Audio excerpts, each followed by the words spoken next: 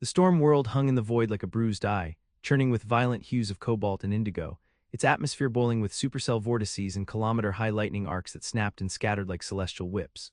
The Vireland cruiser Quelnari Drift held a cautious orbit just beyond the gravitational reach of the planet, its hull panels subtly vibrating from the electromagnetic pulses radiating off the tempestuous sphere below. "Atmospheric density fluctuating again," said Captain Rillex, his voice low and flat as he read the data scrolling across the console. "Wind speeds at surface level exceeding 300 meters per second, no safe descent vector." Navigator Saloon tilted his elongated head toward the main view screen where the swirling chaos of the planet's atmosphere danced. "It's not a world, it's a tantrum." "Agreed, we mark it, we avoid it, let the survey drones handle the rest." Rillex tapped a blue glyph, setting the planet's classification to uninhabitable Class 8. From behind them, a voice cut through the quiet hum of the bridge. "You're kidding, right? That's perfect kite weather." Every eye turned toward the only human aboard. Hadrien Lume leaned back in his seat, one boot propped on the edge of the console, eyes fixed on the storm with a kind of boyish awe. He was tall, lean, and carried the kind of scruffy defiance that made him look permanently underdressed for a galactic command deck. His jumpsuit was half-zipped, revealing a faded shirt with some old Earth Band logo scrawled across it in flaking ink. He looked like he'd wandered onto the bridge by accident. Rillex blinked slowly, Kite as in a primitive wind toy. Hadrien swung his leg off the console. "Not just a toy, a symbol of freedom, a dance partner for the wind. You haven't lived until you've flown a kite in a thunderstorm." "I would prefer to live at all," muttered Saloon. "Where would you even stand?" asked Jarrah, the ship's quartermaster, her voice crackling through her translator node. "The surface is magma slick and electric. You don't stand, you move, you adapt, you feel the wind and go with it."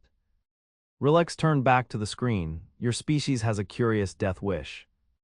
Hadrien stood, stretched with a few pops of his back, and walked to the viewport. "It's not a death wish, it's optimism." "No lander would survive re-entry," said Saloon. "No suit could withstand the pressure."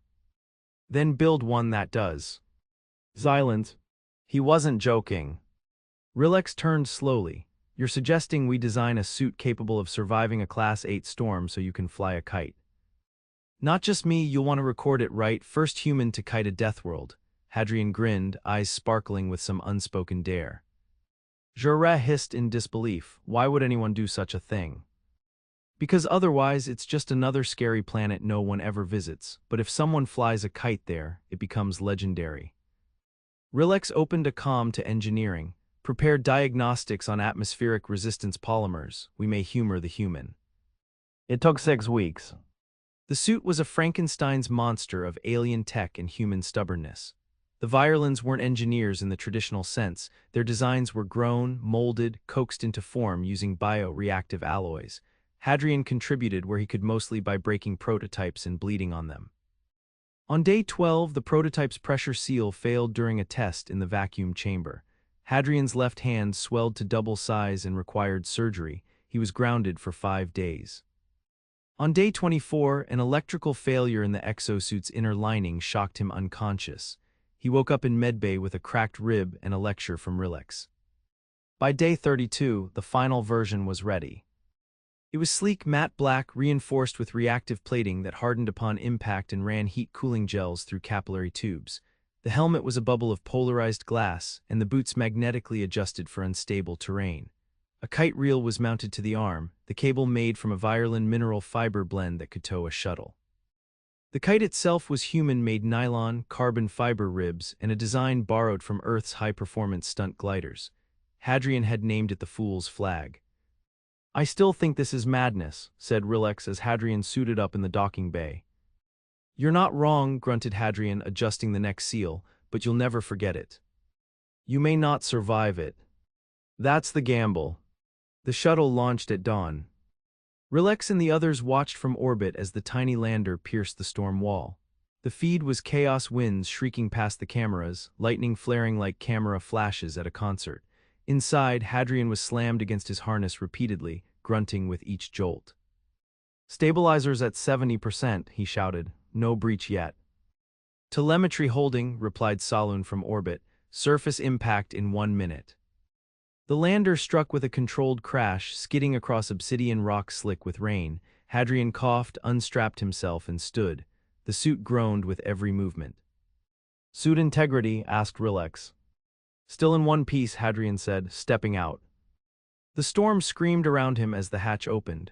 Rain blasted the suit in horizontal sheets and the wind nearly knocked him flat. He dug in, took 3 steps, then planted his boots. He released the fool's flag. The kite shot into the air like it had been waiting its whole life for this moment. It danced, jerking, dipping, spinning wildly. Hadrien fought the reel, shifting his stance constantly as the wind howled. From orbit, the crew watched in disbelief. "Is he enjoying himself?" asked Jure. "He is," Relax said quietly. The storm surged and suddenly the kite lifted higher, tugging hard. Hadrien lost his footing and skidded across the rock. "Suit damage," he yelled, left leg joints jammed. "Abort," Relax barked, "shuttle recall." "No," Hadrien gritted his teeth, planted his knee and locked the reel. "Just need a second." He pulled himself upright using the reel tension, his breathing heavy. The leg moved, stiff but functional. "I'm good, still flying." "You're insane," muttered Saloon. "Not insane, committed." Lightning struck less than 50 meters away. The explosion flung him sideways into a crater wall. He hit hard, the suit absorbing most but not all of the impact. Pain flared in his chest. "Ribs again," he gasped, "might be broken." "Recall now." "No, almost done." He stood again, slowly, every movement deliberate. The kite arced above him, glowing faintly in the stormlight. Then gradually, the wind began to ease. The storm still raged, but the central pressure pocket had shifted.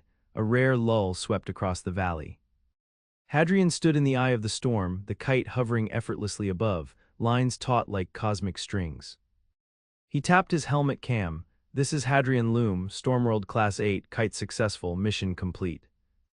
The shuttle descended. Extraction was bumpy, but he made it back aboard with only 2 cracked ribs and a bruised hip. He spent the next 4 weeks in medbay, flat on his back, drugged and occasionally yelling at the ceiling about wind velocity. Relax visited once. "You achieved nothing of strategic value," Relax said. Hadrien stared at the ceiling. "I changed the story. That world's not just a storm anymore, it's the place someone flew a kite."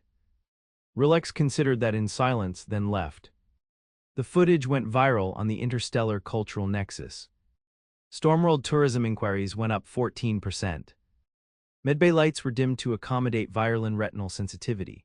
The room smelled faintly of ozone and antiseptic moss. Hadrien lay strapped to a horizontal gurney, chest wrapped in an exo-rig brace that hummed softly with muscle stimulation pulses. His left arm was immobilized in a biofoam cast that glittered faintly under the diagnostic field. A translucent fluid tube ran from a port in his collarbone to a nutrient reservoir humming quietly below his bed.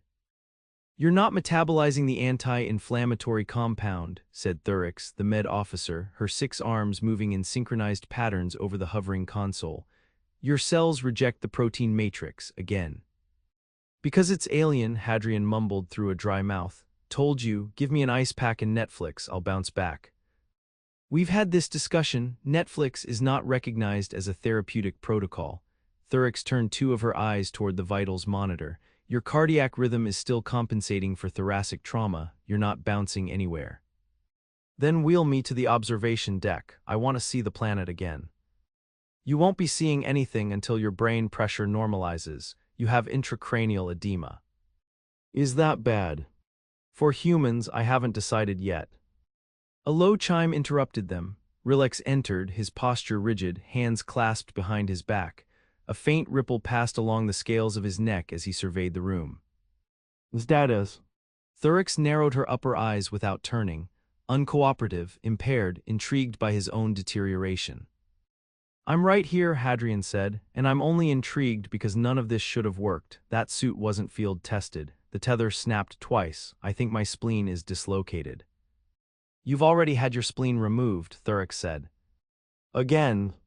Relax stepped closer. "You made an impression. Your little performance is being circulated on 14 cultural networks and has sparked a trending inquiry into extreme weather leisure activities. Several species are offended." "Offended by a kite?" "Offended by the implication that survival is optional." Hadrien winced as the muscle stimulator pulsed under his ribs. "Tell them it's not about surviving, it's about living harder than the storm." Relax didn't respond immediately. He studied Hadrien for a long moment. You've been requested, personally, by the Arxen diplomatic circle. Thurix paused, two of her hands hovering mid-injection. The Arxen, they don't request individuals, they subpoena them. Rilex nodded. Apparently, they believe your behavior indicates a form of psychological instability that could be weaponized. They want to assess the risk. I'm flattered, Hadrien said. Do I get a plaque? You get transported to their delegation platform in 72 hours. If cleared, you'll be allowed to remain aboard. If not, I get deported.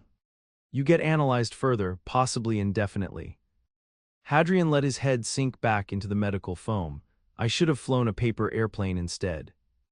3 days later, he was wheeled into the Arxen platform in a specialized transport pod lined with electromagnetic shielding and conversation-dampening foam.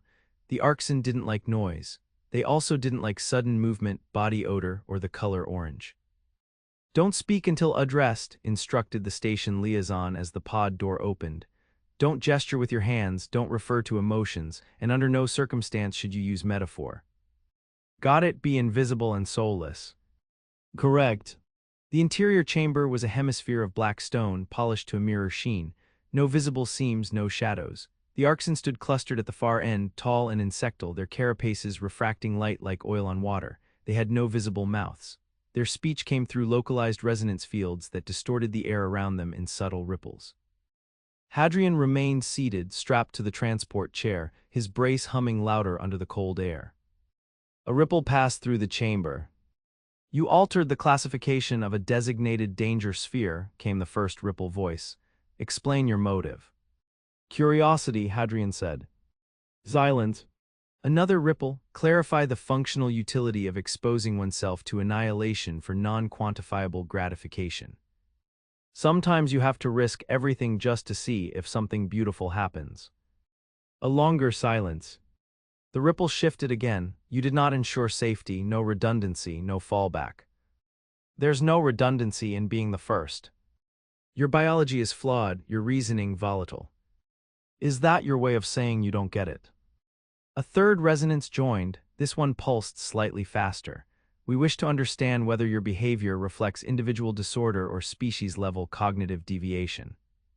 I'm not a representative sample. Most humans wouldn't jump into a storm just to fly a kite. Yet you did. Right, but I also once ate habanero jerky during a snowstorm while half-naked on a rooftop. Doesn't mean I'm a threat, just inefficiently cautious. A pause. The Arxen turned subtly, their bodies clicking faintly. We have viewed your neurological scans. You experienced euphoric activation during physical trauma. You associate pain with achievement. It's not about the pain, it's about the fight. You don't get stronger by staying safe. There was no reply for a long moment. Then a new ripple, slower. We will not detain you, but your species remains flagged for behavioral anomalies. You will be observed. Great, I'll try to keep my shirt on this time. Do not consider this an endorsement, consider it a warning. The pod sealed shut around him. 2 days later, he limped back onto the Quelnari drift under his own power. The brace had been removed, replaced with a woven support mesh that adhered directly to his skin. His limp was real but manageable.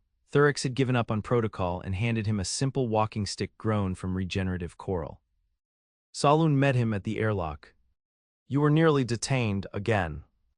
I brought back a souvenir, Hadrien said, holding up a small angular crystal. They called it a concordance token, no idea what it means. It means they didn't vaporize you, that's a rare courtesy. They walked slowly down the corridor, the ship around them humming with quiet routines. Maintenance drones skittered along the walls, and the ambient lighting shifted gently to reflect the ship's orbital arc. Are we still in the same system? Hadrien asked. No, we left the storm world orbit 36 hours ago. It was deemed too tectonically unstable. Shame, I was going to try windsurfing next. You're banned from deploying recreational equipment until further notice. They reached the observation deck. Hadrien stepped forward, leaning on the coral stick, and stared out at the pale blue nebula blooming across the starscape. It pulsed faintly with magnetic storms. What's that? Unmapped field, dangerous. Looks like a fireworks show. Saloon tilted his head. You really can't help yourself, can you? Nope. Below them, the ship adjusted course. And beyond the nebula, something stirred. The emergency evac alarm sounded precisely once, short, low, and unmistakably serious. Not the sort of tone used for drills or airlock reseals. This one had weight behind it. Hadrien was already halfway out of his bunk before he'd even opened his eyes. He hit the floor hard, the coral walking stick clattering away as he grabbed the nearest handrail to keep upright. His ribs ached, not the sharp kind of pain, but the dull, wet throb that reminded him he probably shouldn't be out of bed, let alone standing. "Status," he yelled into the corridor. A mechanical voice hissed through the intercom. "Containment breach in Deck 7. Biohazard protocol engaged. All non-essential personnel to remain in quarters." His quarters were on Deck 5. That made him technically non-essential, but technicalities hadn't stopped him before. He grabbed the stick, limped out the hatch, and followed the direction of the red emergency strobes. His mobility was significantly better now. He could manage stairs if he took them sideways, and the mesh support laced beneath his skin had acclimated well to strain. Still, his steps were uneven, and every acceleration sent a ripple of pain through his lower back. By the time he reached the lift junction, a cluster of violin technicians stood blocking the narrow corridor, all wearing translucent face veils and holding containment rods. One of them, a younger crew member with pale green membranes and a nervous twitch in his upper mandibles, stepped forward. "You're not authorized past this point." "Good thing I'm not asking permission," Hadrien said, brushing past. He didn't get far. A wall of static shimmered into place, an energy net, thin enough to be invisible until you walked into it. He bounced off it like a moth on a screen door. "Deck 7 is sealed," the technician said. "The breach is contained, but the source is unknown." "I'm guessing it's not a coffee spill." "No, it originated in the xenobotany lab. Something hatched." Hadrien straightened, ignoring the pain. "Hatched." The technician nodded once. "A sample retrieved from the storm world. It was presumed inert, a mineral deposit." "Minerals don't hatch." "Apparently this one did." The corridor lights flickered. That was new. The Quelnari drift ran off a distributed plasma core. Flickers meant something was actively draining power. Hadrien's stomach twisted. "Let me in." "You're injured." "I've been injured for weeks. Let me in."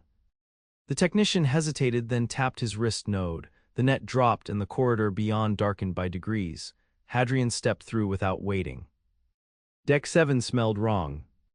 Not the antiseptic tang of medical decks or the ozone of engine corridors.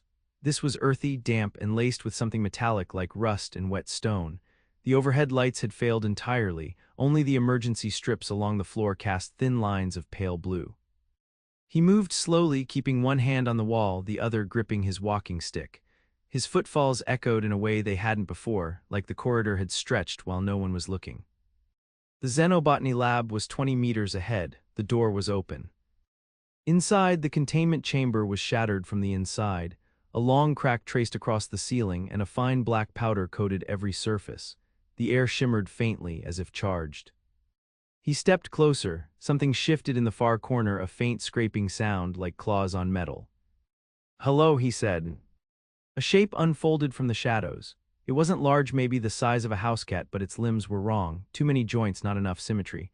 It shimmered with the same oily translucence as the Arxen, but its skin was tougher, like a crustacean's fossilized remains. Its eyes, 6, maybe 7, blinked in no particular order.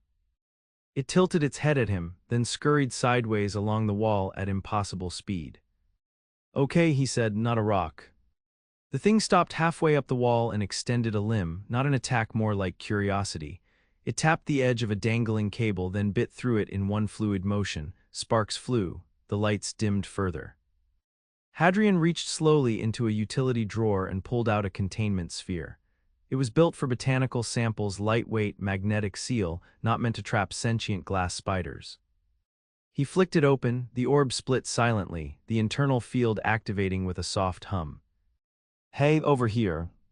The creature turned toward him, eyes rearranging. It didn't move. He lowered himself onto one knee. Pain flared up his side, but he held steady. "I'm not here to hurt you. Probably should have said that earlier." The creature dropped from the wall and approached. It moved without sound, its limbs almost too fluid. When it reached the orb, it paused again, then tapped the edge with one claw. The orb snapped shut. Hadrien exhaled. "You're welcome." 2 hours later, the quarantine was lifted. The lab was sterilized, the orb secured in a zero-interference vault, and Hadrien was once again in medbay, this time with a freshly torn shoulder ligament. "I'm beginning to think you're doing this intentionally," said Thurex, running a tissue regenerator over the joint. "I was very gentle, didn't even chase it." "Your definition of gentle is biologically unsound." "It didn't attack me." "No, it drained power from the entire deck and nearly destabilized the artificial gravity array.